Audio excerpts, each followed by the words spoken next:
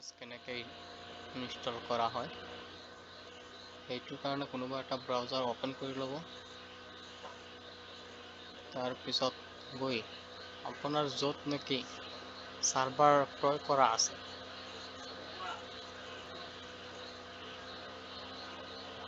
তাত গৈ লগইন হৈ ল'ব। মোৰ যেনেকৈ হোষ্টিংগাৰ গৈ মই লগইনটো হৈ লওঁ।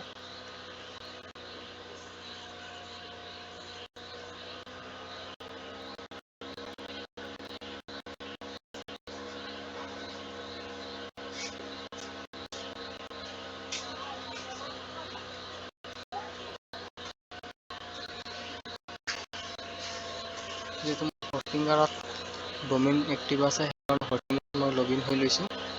হোষ্টিংগাৰত যোৱাৰ পিছত ৱেবছাইট চাইডত চাব, ৰাইট চাইডত চাব ৱেবছাইটত যাব। ৱেবছাইটত যোৱাৰ পিছত মোৰ যিকেইটা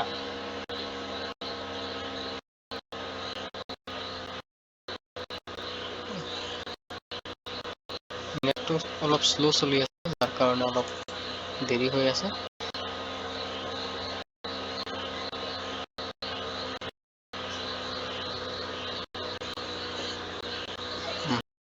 এতিয়া মোৰ যিমানকেইটা ডমেইন এক্টিভ আছে চাৰ্ভাৰত গোটেইকেইটা ডমেইন ইয়াত শ্ব' হ'ব।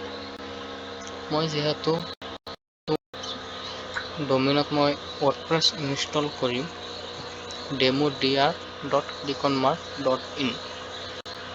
সেই ইনষ্টল কৰাৰ কাৰণে লেফ্ট ছাইডত চাব ডেছবৰ্ড, এই ডেছবৰ্ডত ক্লিক কৰিব লাগিব।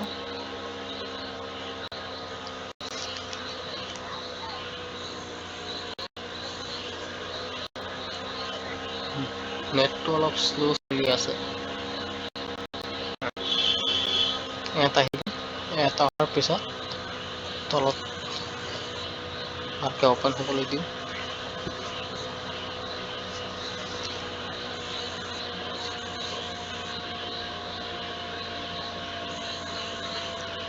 ইয়াত আহি গ'লো। তাৰপিছত ৰাইট চাইডত যাব চাৰ্চ বাৰ আছে, চাৰ্চ বাৰত গৈ ইয়াত টাইপ কৰিব লাগিব অটো ইনষ্টলাৰ।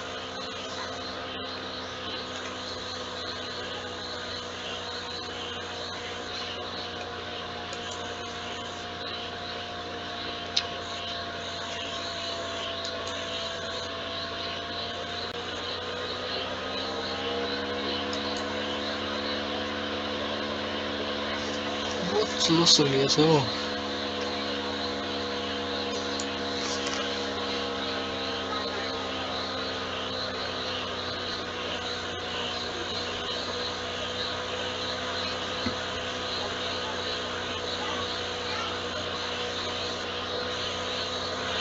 চাৰ্চ বাৰত টাইপ কৰিব লাগিব অটো ইনষ্টলাৰ।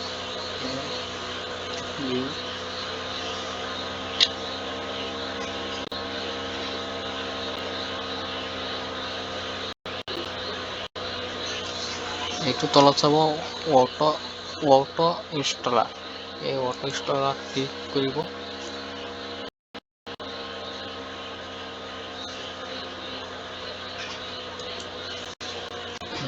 অটো ইনষ্টলাৰত ক্লিক কৰাৰ পিছত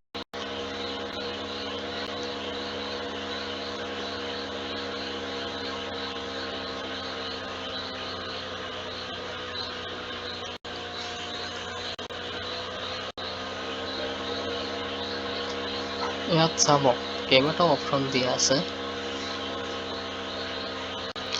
WordPress আছে, WooCommerce আছে, Joomla আছে, আদাৰ্ছ আছে।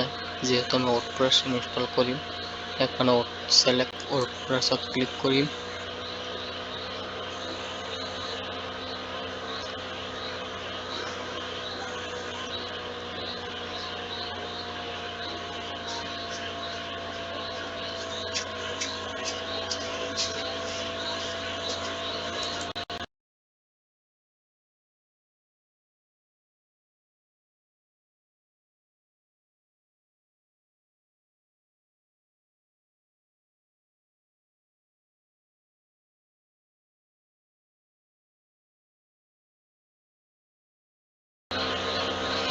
ইয়াত চাব, ইয়াত লিখা আছে ইনষ্টল ৱৰ্ডপ্ৰেছ ক্লিক অন মোৰ .in যেহেতু এইটো ডোমেইনত মই ৱৰ্ডপ্ৰেছ ইনষ্টল নকৰোঁ সেইকাৰণে বেলেগ এটা ডোমেইনত ৱৰ্ডপ্ৰেছ ইনষ্টল কৰিম ইয়াত আছে ৱেবছাইট টাইটেল সেইকাৰণে ইয়াত কিবা এটা টাইটেল মই দি দিওঁ যিকোনো এটা দিলেই হ'ল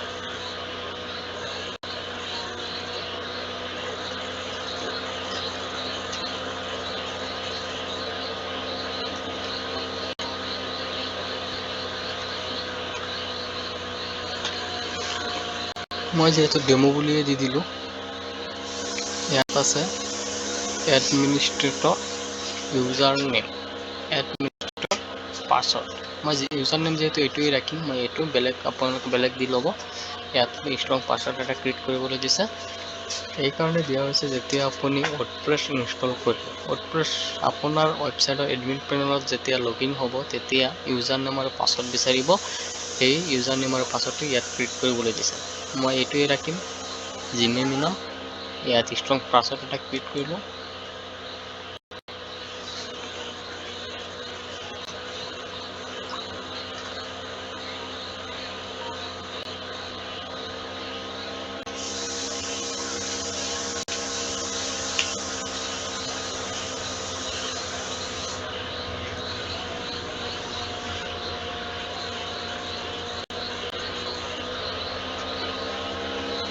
মই যেহেতু ষ্ট্ৰং পাছৱৰ্ড এটা ক্ৰিয়েট কৰি লৈছোঁ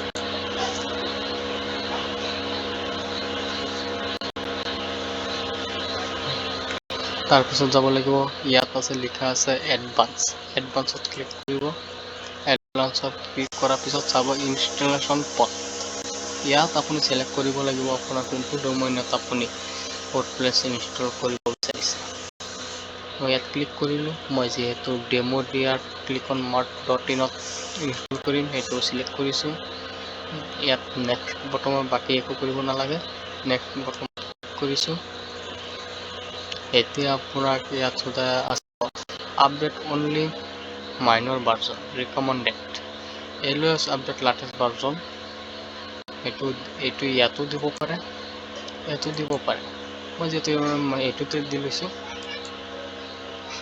মই পিছে এইটো ছেভ কৰি লওঁ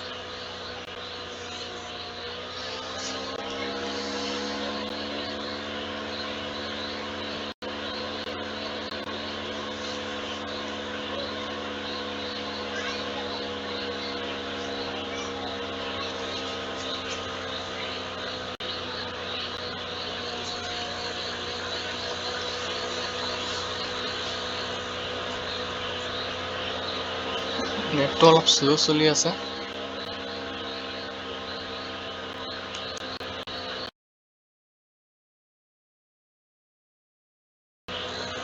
মই এইখিনি আকৌ ৰিটাৰ্ণ আহিব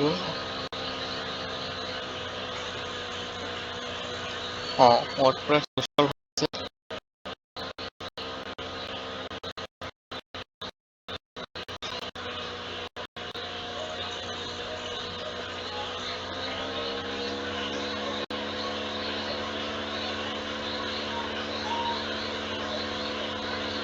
অলৰেডি ৱৰ্ডপ্ৰেছ ইনষ্টল হৈ গ'ল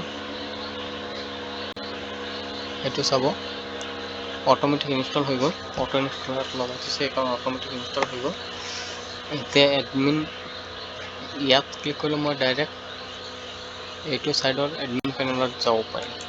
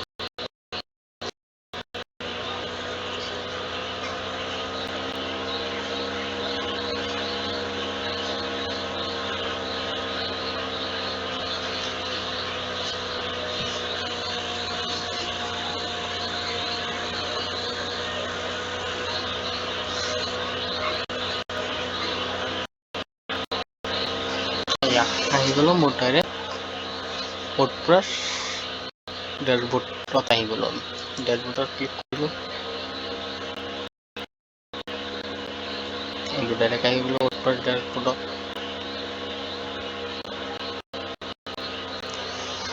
আৰু বেলেগ উপায়েৰে মই যাব পাৰিম ইয়াত মই কাটি দিওঁ আকৌ কেনেকৈ ডাইৰেক্ট ব্ৰাউজাৰৰ পৰা কেনেকৈ যাব পাৰি সেইটো মই প্ৰচেছটো মই দেখুৱাই আছোঁ